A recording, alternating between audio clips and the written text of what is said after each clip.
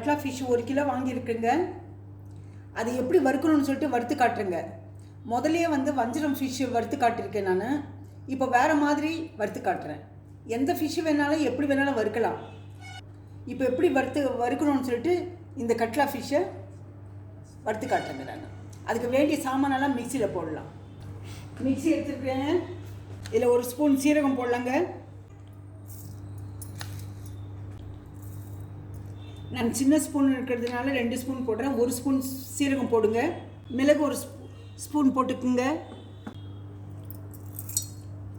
மிளகு 1 ஸ்பூன் போட்டுக்கிறேங்க. இது ட்ரையாக மிக்சியில் போட்டுக்கலாங்க. அப்போ தான் இது எல்லாமே அறுப்படுங்க. மிக்சியில் அறுப்படுறதுனால இது 2 ட்ரையாக போட்டுக்கலாங்க. போட்டுட்டு உங்களுக்கு காட்டுறேங்க. இப்போ மிக்சியில் போட்டு வச்சுருக்கோம் பாருங்கள். சீரகம், மிளகு. இப்போ பூண்டு போடலாங்க. 1 கைப்பிடி, 1 கிலோவுக்கு 1 கைப்பிடி போடுங்க. பூண்டு போட்டுக்கலாங்க. கருவேப்பிலை தழை கொஞ்சமாக கழுவி வச்சுருக்கேன் நான். அப்புறமா வரமிளகா போட்டுக்கலாங்க. பாருங்கள், வரமிளகா இதெல்லாம் போட்டு மிக்சியில் போடலாங்க. வரமிளகா கொஞ்சம் அதிகமாக போடுறேங்க. அப்போ தான் காரம் பிடிக்கும்.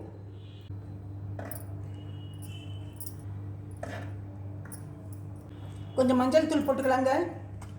மஞ்சள் தூள் 1/2 ஸ்பூன் போடலாம். இப்போ அதுக்கு தேவையான உப்பு போடலாம்.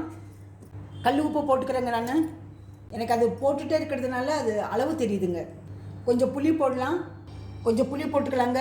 பாருங்கள், சின்ன பீஸ் போடுறேன் நான்.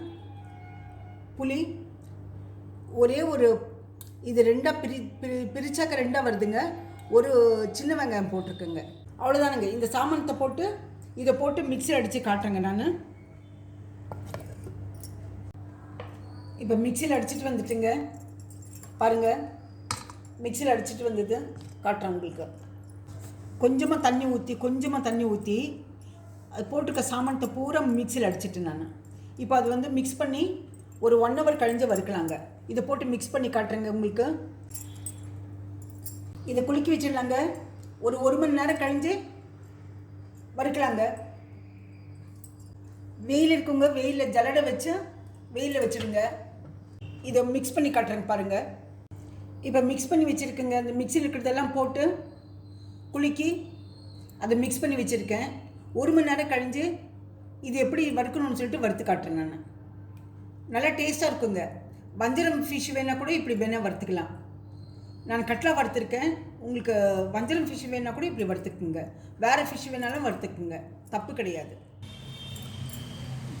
இப்போது கட்லா ஃபிஷ்ஷு வந்து நல்லா ஊறப்பட்டு வச்சுருக்குங்க.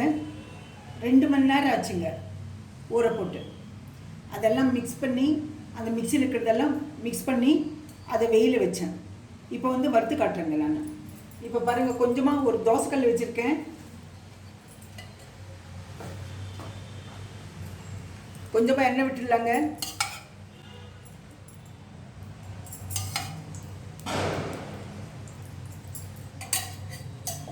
ஒரு ஃபிஷ்ஷு போடலாங்க. ஃபிஷ் பீஸு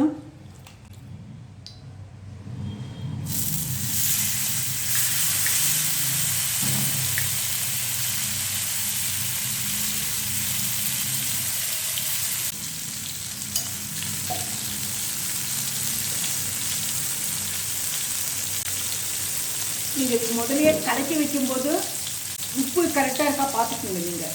எனக்கு கரெக்டாக இருக்கும். கல் உப்பு அளவாக தான் போட்டிருக்கேன். நீங்கள் செக் பண்ணிக்கோங்க. மிளகு உப்பு பொடி கரெக்டாக இருக்கா, காரம் உப்பு கரெக்டாக இருக்கான்னு பார்த்துக்குங்க. பார்த்துட்டு குலுக்கி வச்சுருங்க நீங்கள்.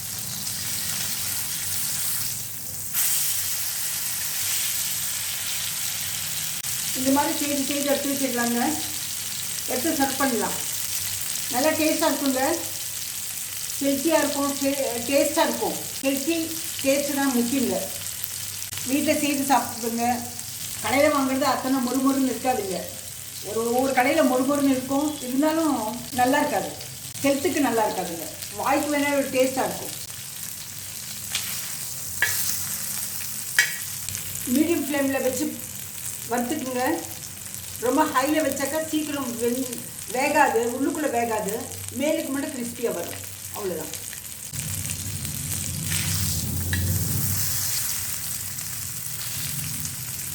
நல்லா கிறிஸ்பியாக வறுத்து எடுத்துக்கலாங்க.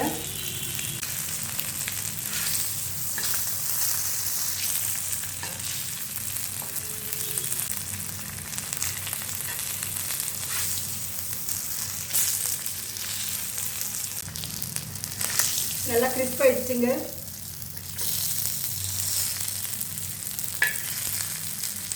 இப்போ எடுத்துடலாங்க.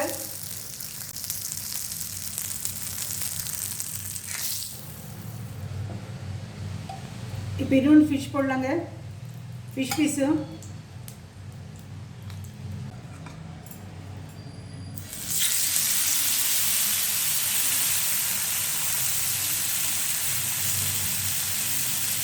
மேலே கொஞ்சம் எண்ணெய் வச்சுக்கலாங்க.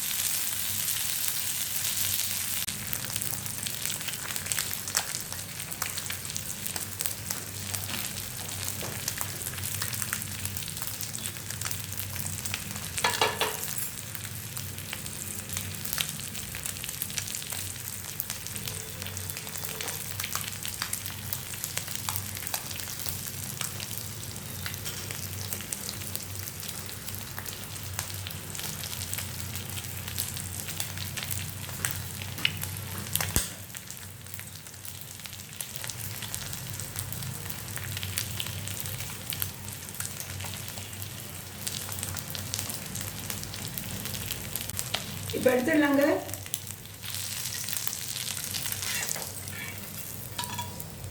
ஒரு சர்வ் பண்ணுற பிளேட் எடுத்துடலாங்க. சூடாக பரிமாறலாம். பாருங்கள், ஒரு பிளேட்டில் வச்சுருக்கேன் நான். லெமன் ஒரு பாதி கட் பண்ணி அதை இனி கால்வாசி கட் பண்ணி வச்சுடுங்க. நான் பெரிய வெங்காயத்துக்கு பதில் சின்ன வெங்காயம் கட் பண்ணி வச்சுருக்கேங்க. சின்ன வெங்காயம் சாப்பிட்றது நல்லது. ஃபிஷ்ஷு வறுத்து வச்சுருக்கேன். இது ரொம்ப டேஸ்ட்டாக இருக்குங்க. வேணுமுன்னா இந்த புளிப்புக்கு வேணுமுன்னா லெமன் பிழிஞ்சுக்குங்க, எலுமிச்சப்பழம். வெங்காயம் பச்சையாக சாப்பிடுங்க. இந்த ரெசிபி பிடிச்சிருந்தா லைக் பண்ணுங்கள், ஷேர் பண்ணுங்கள், சப்ஸ்கிரைப் பண்ணுங்கள். மறக்காமல் பெல் பட்டன் ப்ரெஸ் பண்ணுங்கள். அடுத்த ரெசிபியில் பார்க்கலாம்.